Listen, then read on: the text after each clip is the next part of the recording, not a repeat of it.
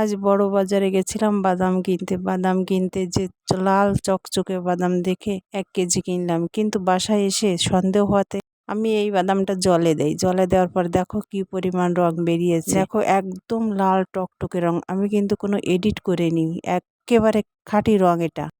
আমি এই ভিডিওটি এই জন্য করলাম যে আমরা খুলনায় যারা থাকি তারা দেখেন প্রতিনিয়ত বড় বাজারে যাচ্ছে যে পাইকারি দামে বাদাম হোক আর যে প্রোডাক্টই হোক আমরা কিনে আনতে পারবো, কিন্তু সেখানে যে আমরা কিভাবে প্রতারিত হচ্ছি, যার জন্য আমি খুলনাবাসীর জন্য এই ভিডিওটি করলাম। যদি ভিডিওটি তোমাদের ভালো লাগে অবশ্যই খুলনাবাসীর উদ্দেশ্যে শেয়ার করে দিও এবং অন্যদের দেখার সুযোগ করে দিও, যাতে প্রতিটা মানুষ অন্তত সতর্ক হতে পারে।